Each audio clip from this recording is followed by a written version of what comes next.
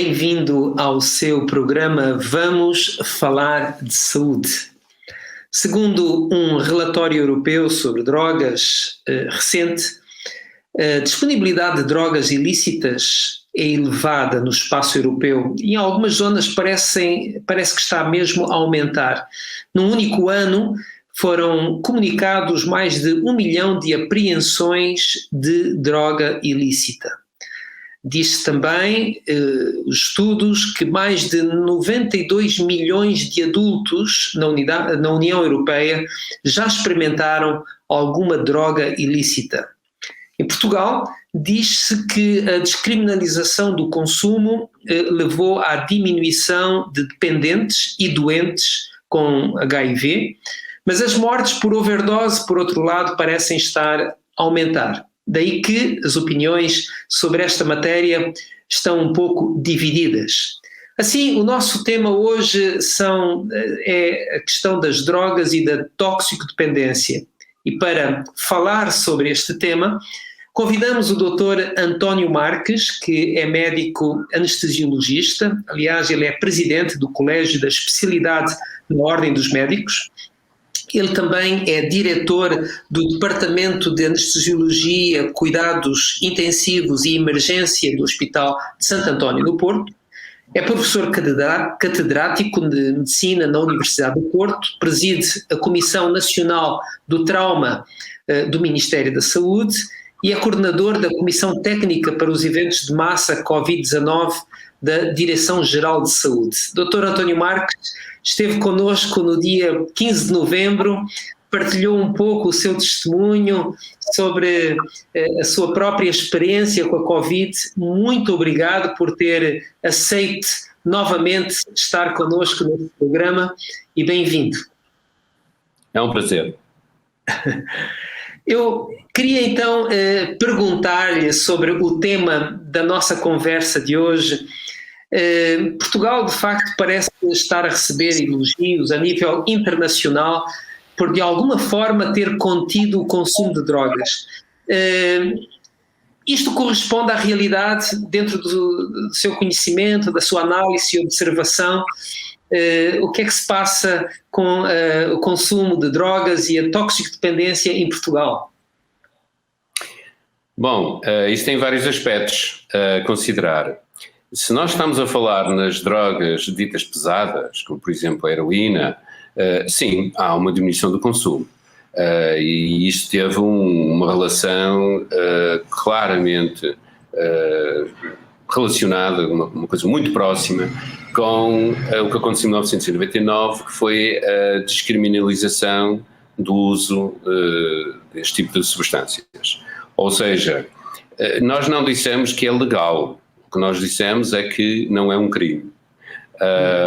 Começámos a tratar os consumidores como doentes e não como criminosos.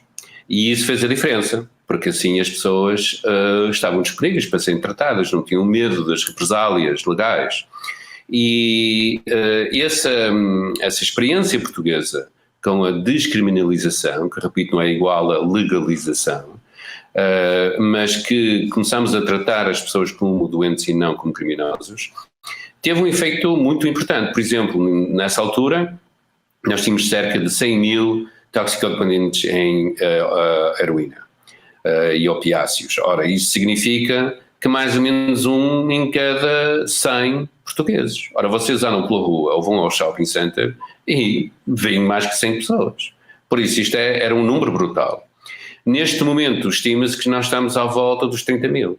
Por isso, reduzimos em cerca de 2/3, ou um bocadinho mais que 2/3.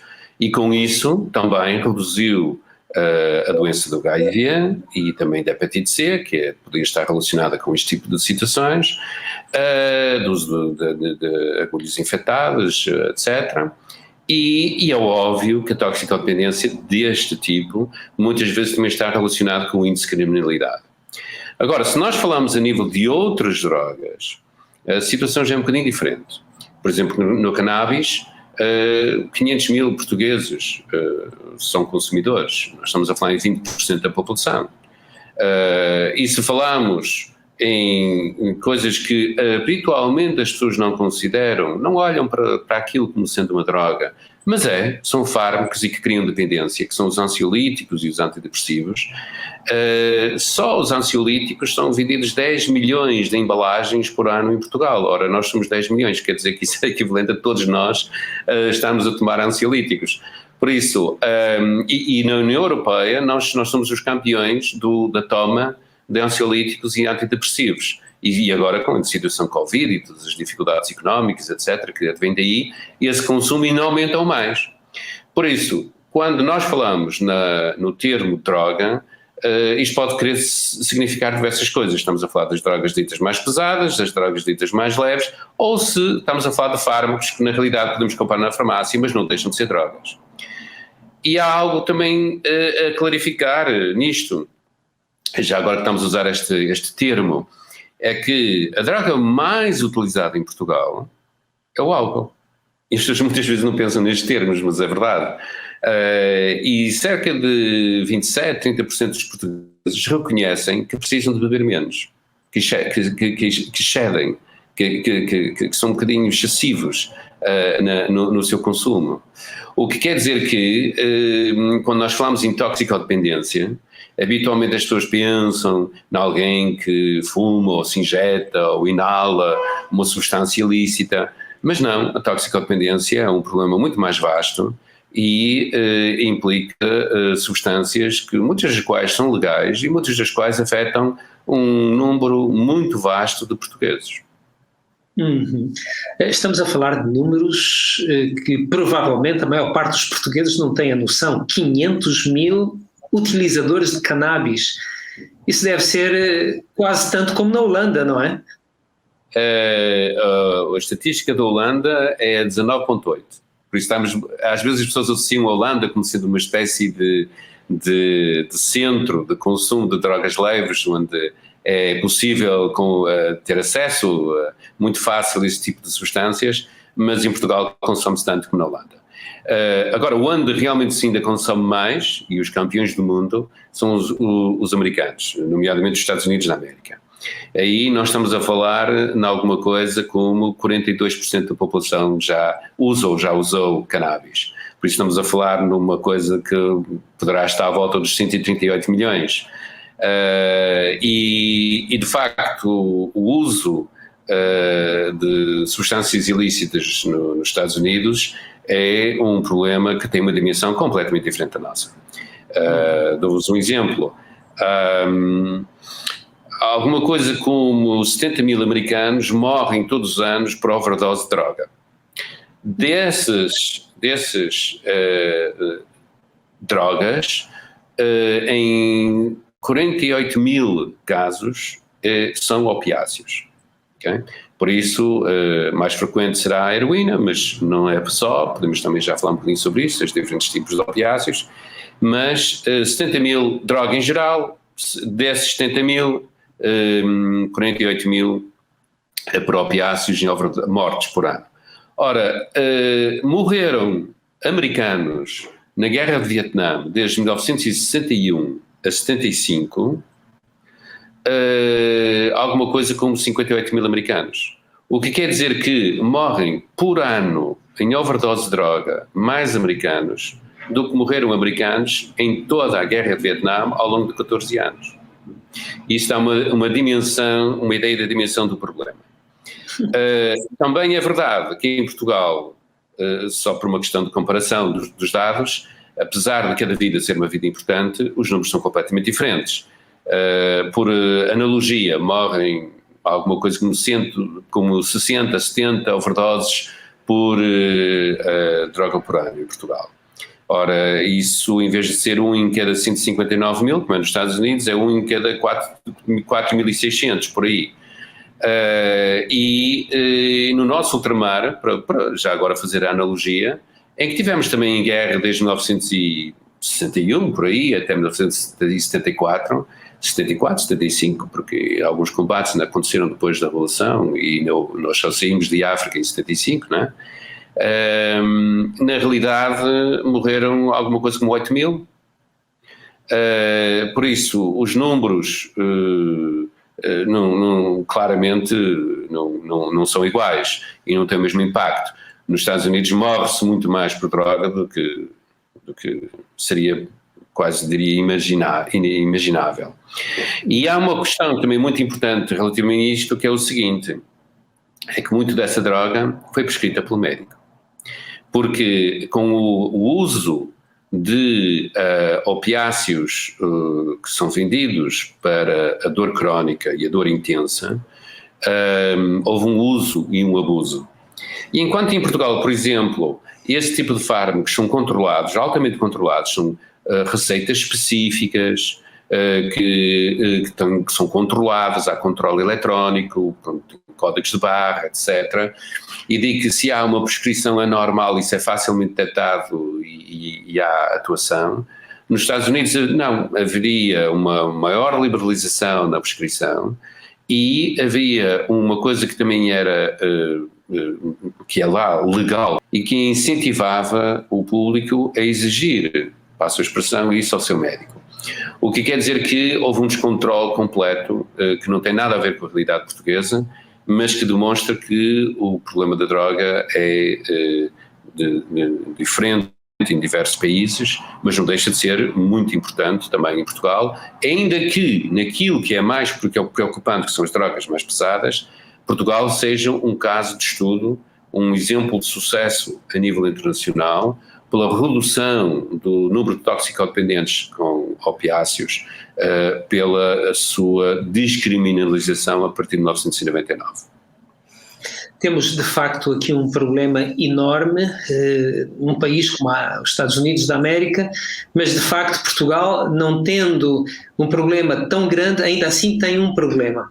E já agora, passando à nossa realidade, quais são as drogas ilícitas mais utilizadas no nosso país e que consequências elas têm para a saúde humana? Certo. Mas permite-me só, eu respondo a isso, mas permite-me só adicionar um dado em relação aos Estados Unidos, porque eles lá fazem algumas contas que às vezes aqui nem sempre fazemos tantas contas. Alguma coisa como 78 mil milhões de dólares são gastos, por isso em euros ainda é mais, porque o euro está mais forte que o dólar, são gastos por ano por causa da droga, não na compra da droga, mas por causa das doenças, das baixas, de tudo que está relacionado com o consumo da droga. Em Portugal, a cifra, enfim, não é como é expectável, não é de longe nem de perto tão alta como isso, mas há, de facto, também um problema de doença, de baixa incapacidade de trabalho, e isso tem um custo, de que, de certa forma, há aqui uma coisa que é o custo que cada um paga em termos da sua saúde, mas também é o custo que todos nós pagamos, especialmente se temos um Serviço Nacional de Saúde, como é o caso português, para, com os nossos impostos, depois suportar os custos dessas doenças todas e desses tratamentos todos. Por isso isto tem um custo pessoal, mas também tem um custo para a sociedade, muito importante. Os mais consumidos em Portugal, neste momento, são a cannabis, a cocaína, a ecstasy e menos a heroína. Por isso, às vezes, quando nós pensamos no uso da droga, pensamos muito na heroína, mas, na realidade, a heroína é dos que, neste momento, é um dos que consumimos menos. O mais frequente é a cocaína, a ecstasy e a cannabis. E há aqui diversos problemas com isto. Por exemplo, em termos de saúde, substâncias como a cocaína vão libertar as nossas, que nós chamamos aminas, são substâncias que nós temos dentro do corpo que fazem com que haja uma vasoconstrição importante, por isso os vasos vão contrair, ao contraírem vão aumentar a pressão dentro desse vaso e a pressão arterial, podem haver picos de hipertensão, de tal forma que há lesão cerebral e há muitas vezes hemorragia cerebral e há o que as pessoas muitas vezes chamam de acidentes vasculares cerebrais, um AVC. Por isso, este tipo de droga, ao aumentar a pressão arterial, pode ter efeitos cardíacos, porque também o coração tem alguma dificuldade em funcionar perante a hipertensão arterial, e cerebrais muito importantes. Se nós estamos a falar, por exemplo, na cannabis, aí a situação será um bocadinho diferente. Aí, muitas vezes, a situação é que há efeitos a longo prazo respeitantes ao uso da cannabis de forma fumada, como há relacionado com o tabaco, não é? Por isso há uma agressão ao pulmão e também há uma agressão ao cérebro em que, com o uso continuado, há descrição de falta de memória, descoordenação, confusão, que se instala e permanece de uma forma crónica. Se estivermos para falar nos opiáceos, heroína e outros, aqui o problema é diferente também. Um dos graves problemas é que, além da questão de como é que são utilizados, e há pessoas que fumam e que injetam, enfim, por isso a via da administração pode ser diferente, naquilo que é injetável muitas vezes o problema também não está só relacionado com a droga em si, também está relacionado com a agulha que está infectada com o vírus, como por exemplo HIV ou hepatite C, ou com a conspurcação da pele e depois a criação de abscessos e de áreas de necrose, ou de injeção de bactérias para dentro do corpo, e depois às vezes também de fenómenos de endocardite, que é infecções no coração. Mas há uma coisa que também é muito importante, que é este tipo de drogas deprimem o nosso sistema nervoso central, e como tal as pessoas vão ficar a respirar menos, e de tal forma que podem entrar em apneia, ou seja, deixar de respirar, e essa é a causa mais frequente de morte por overdose. É as pessoas que deixam de respirar por depressão do seu sistema nervoso central, em que o centro respiratório fica dormente e as pessoas deixam de respirar. Agora, também já agora, a propósito dos opiáceos e de falar na heroína, para terem uma noção, nós muitas vezes já ouviram falar na morfina, não é? Que é um fármaco muitas vezes utilizado na clínica médica como analgésico importante. Quem foi operado provavelmente já fez morfina. A heroína é uma coisa como 2 vezes mais potente do que a morfina. Mas nós no bloco operatório, quando as pessoas são operadas, normalmente utilizamos um fármaco chamado fentanil. Ora, o fentanil é 100 vezes mais potente que a morfina. Okay? E usado de forma conveniente, não há problema nenhum, as pessoas são operadas e, enfim, não têm dor devido à sua intervenção cirúrgica e acordam bem e ficam bem. Mas acontece que agora, ultimamente, tem havido casos de mistura de drogas e as pessoas compram aquilo que acham que é heroína e, além da heroína, tem outras coisas misturadas pelo meio e às vezes tem fentanil misturado pelo meio. E daí, como compreendem, se o fentanil é 100 vezes mais potente do que a morfina, ou seja, 50 vezes mais potente do que a heroína, isso tem um impacto e muitos deles param de respirar. E também, já agora, a propósito disso, de mistura de drogas, há outro fármaco que nós chamamos sulfentanil. O sulfentanil é por vezes usado, por exemplo, na anestesiologia, nas epidurais, para as analgesias de parto. Por isso quem fez uma epidural talvez fez sulfentanil e fez-lo com segurança, apesar do sulfentanil ser 10 vezes mais potente do que o fentanil, ou seja, 10 vezes 100, 1000 vezes mais potente que a morfina.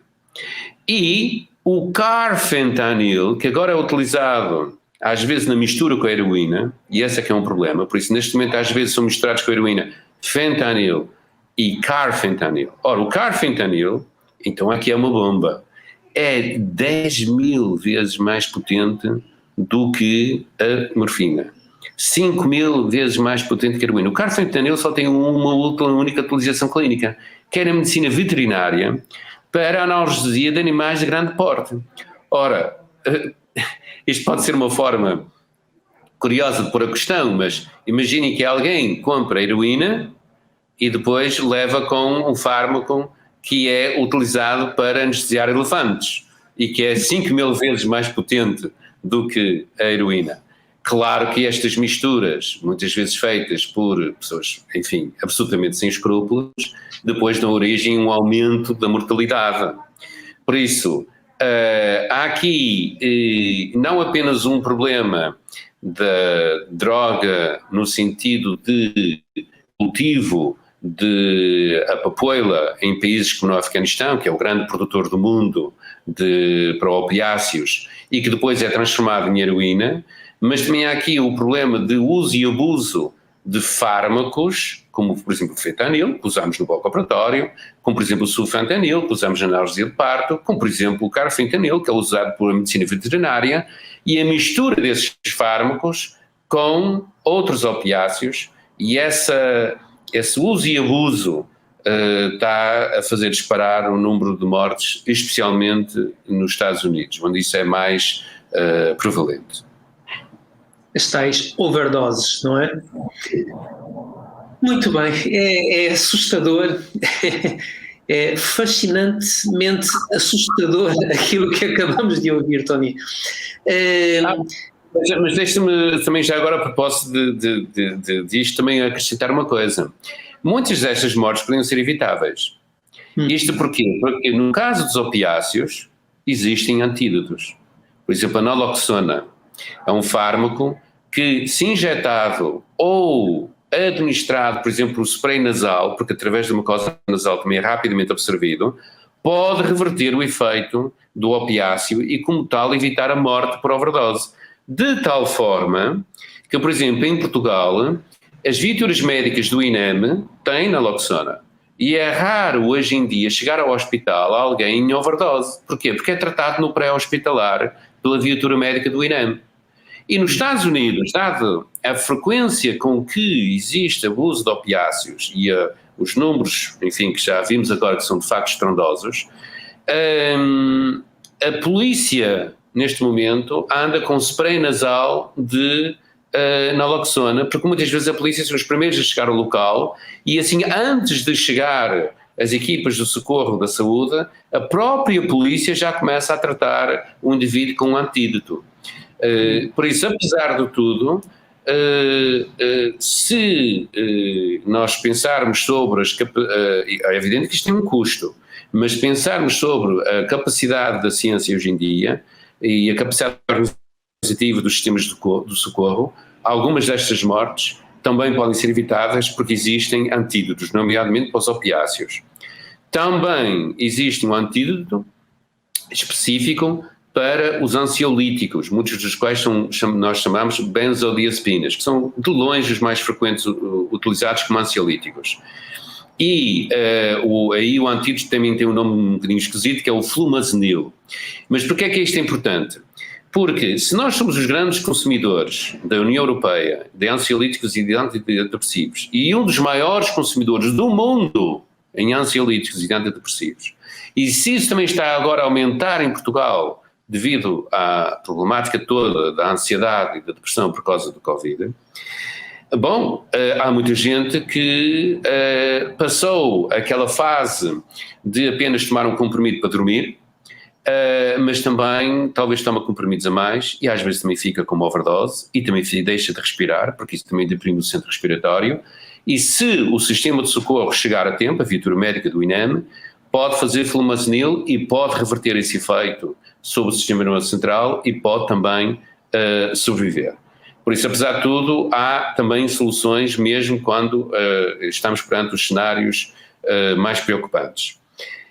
Contudo, há aqui uma coisa que eu gostaria de realçar, é que às vezes nós estamos habituados a pensar que toxicodependente é aquele indivíduo, enfim, na rua, que rouba, que está com mau aspecto, que, enfim, que já está no limite da sociedade, mas, e já nem falo no álcool, que também é a droga mais utilizada e que é socialmente aceita, mas esta coisa dos ansiolíticos e dos antidepressivos, especialmente os ansiolíticos, quantas pessoas não tomam aquele comprimidinho para poder dormir e são toxicodependentes?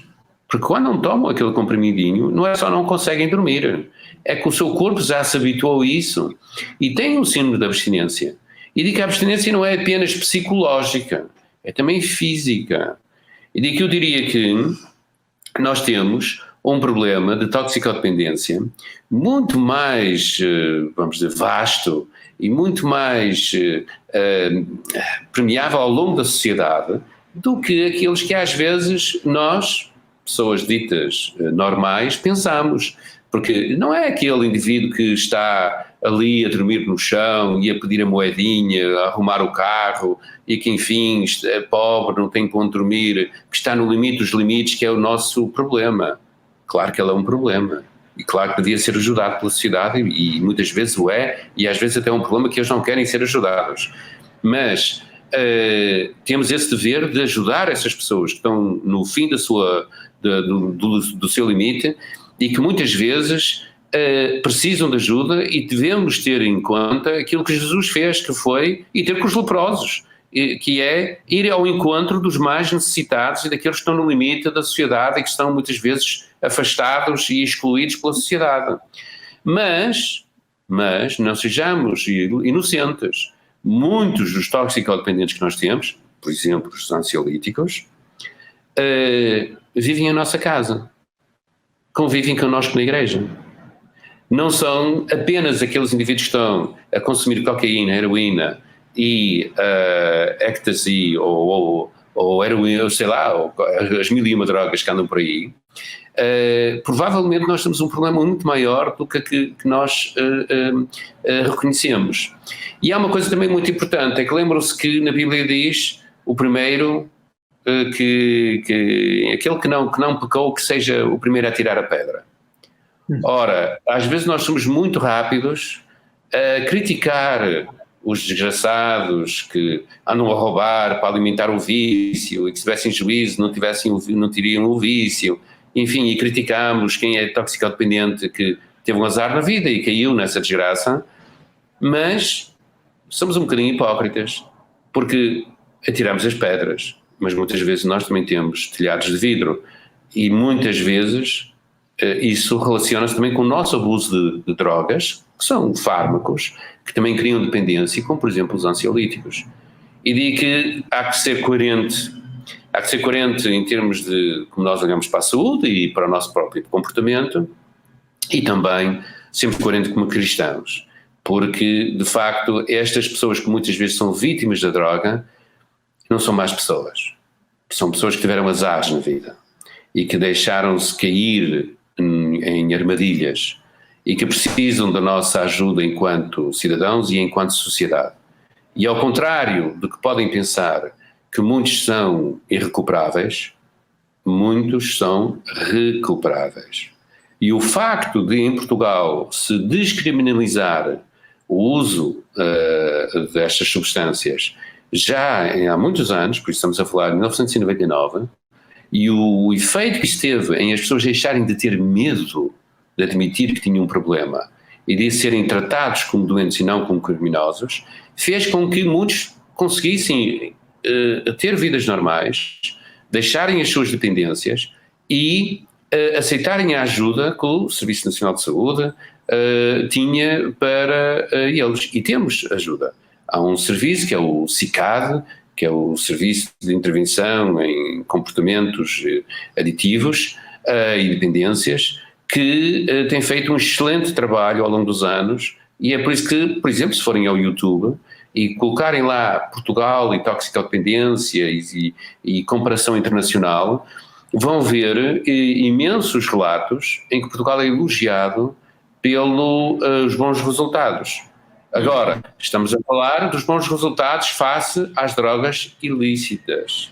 O problema é que temos maus resultados face ao álcool, que continuamos a ser, com os franceses, os maiores consumidores da Europa, e face aos tais ansiolíticos e antidepressivos, que continuamos a ser os campeões da Europa. Mas talvez o problema não é tanto os ilícitos, o problema é talvez aquilo que nós achávamos que é lícito. Doutor António Marques, nós ficamos muito mais elucidados sobre a problemática. Sabemos que, apesar dos progressos, temos ainda um grande desafio, porque o problema da toxicodependência está instalado na nossa sociedade de uma outra maneira, e como famílias, como sociedade, como comunidades, todos temos um papel no sentido de oferecer esperança. Também os serviços de saúde do nosso país têm feito um belíssimo trabalho, mas de facto temos aqui um desafio para todos nós na recuperação de pessoas, porque se Jesus curou leprosos, com certeza que hoje muitos que estão a viver problemas graves na sua vida também igualmente poderão encontrar a libertação. Chegamos ao final, muito obrigado, Dr. António Marques, e esperamos vê-lo aqui em breve, está bem? No próximo programa, e obrigado pela sua participação. Muito obrigado, foi um prazer. Obrigado a si também por ter acompanhado mais este programa. Queremos desde já colocar os nossos contactos à sua disposição para alguma observação, pergunta, interação connosco. Portanto, já sabe que pode nos contactar em programas@novotempo.pt e também para o 933 93 92 91. Foi um prazer ter aqui a sua visualização, a sua companhia, a sua audição. Esperamos reencontrá-lo em breve, já no próximo programa. E até lá, fique bem.